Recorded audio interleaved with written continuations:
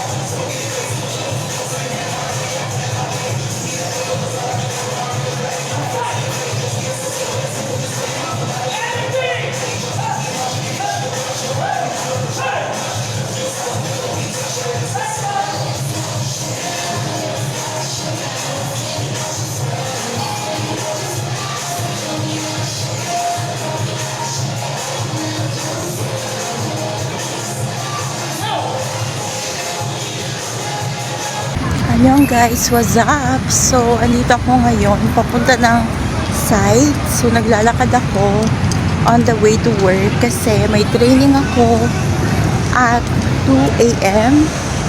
So, in the middle of the night, walking down the street, reporting for work is for today's video. Itachua, Kimberly. So, this is how the night looks like here at MOA. So, maaga ako kasi para makapag-set up ng early din sa work sa office. And see you later, friends. And thank you so much. Bye. What's up? So, for today's video, here na ako sa Baler. May share ako sa inyo na something, kumbaga in Bicol, Kadangagan. Because, ayun na nga, etong stapler ko, wala na siyang bala. So, pumunta ako ng National Bookstore para bumili ng bala nito. Of course, gagamitin ko for anything na gusto kong, diba, stapler, documents, or anything. So, pagpunta ko ng National Bookstore, kumuha lang ako ng box. Hindi ko binasa kasi iniisip ko lahat ng nakabox doon is staple wire, diba? So, binayaran ko na sa cashier. So, pag uwi ko, binuksan ko para ilagay na dito kasi yun nga, may i-staple akong form. So, pagbukas ko ng box, oh no! Kasi, ang nabili ko pala ay eto. So, another stapler. So, where is the staple wire, diba? So, ayun. Ano pa nga ba ang gagawin ko kung hindi bumalik ulit at maghanap ng tamang staple wire? So, binasa ko na lang yung box, diba? So, dangag talaga ako. Kumbaga sabi ko, ever since, may kadangagan talaga ako. So, that's all my sharing. So, sana po, kung may ano man kayong gagawin, huwag kakalimutang basahin ang mga bagay-bagay, huwag magmamadali. So, that's all my sharing for being so dapat very careful in everything. And another thing, so kararating ko lang, syempre, bago matulog, of course, dumaan din ako nito. This is only 20 pesos sa SM Supermarket. Nakita ko lang siya. So, this is fruity jello. So, let's taste naman kung gaano kasarap ito. Pati kutsara inumoy. Okay.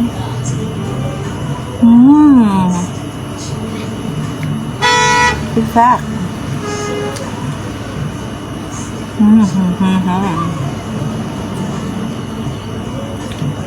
20 pesos is super sulit.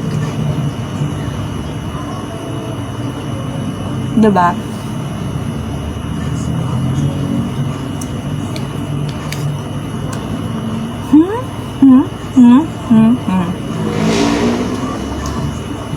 So, I think, maubos ko yung buo nito. Kasi, of course, masarap naman siya. And, simple, hindi gaano matamis. And, lasang-lasa talaga yung gelatin na may kasamang taste of a fruity kung ano man ang hinalo dito. Pero super sulit, hindi siya latang 20 pesos lang. What's up? So, for today's video, ay ipapakita ko sa inyo kung ano yung food na binili ko from my sister sa work, office mate ko. So, I support her small business. So, bumili ako sa kanya ng banana choco cake na may almond toppings. And at the same time, eto na yung kanyang leche flan. And of course, bumili na rin ako sa kanya ng power bank na magagamit ko sa aking pag-vlog. So, ang video ko ngayon ay gadget at food magkahalo. Oh, di ba? But anyhow, let's taste na the banana cake first. So, let's open this banana cake. How is this? Baka mazira. Okay, so eto siya. Let me show the banana cake. But it looks like so yummy. Okay, let's taste this. Foodie.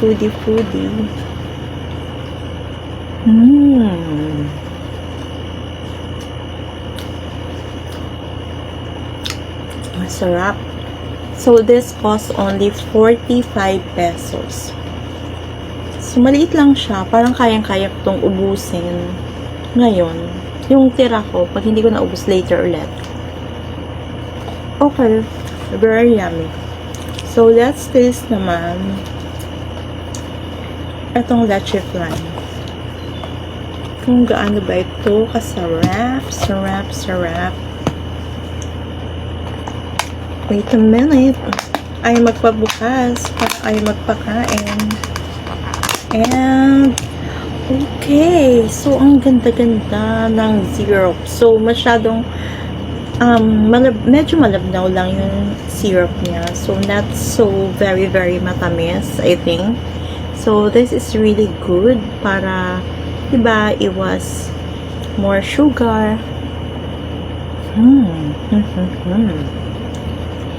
Sarap.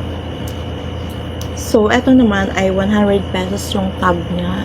And, it's super, I so love it. Perfect foodie for tonight. So, eto na yung kakainin ko for my dinner. And, of course, hindi ko pa ubusin kasi sobrang, diba, it's very sweet. And let's check naman this power bank. So, let's open. Ayan siya.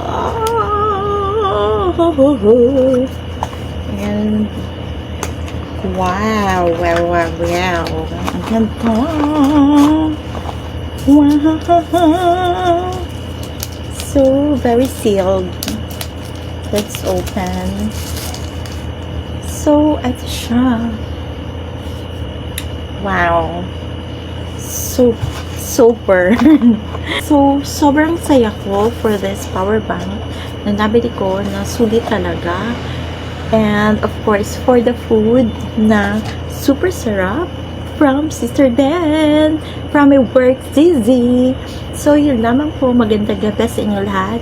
Thanks for watching. Kamsahamnida.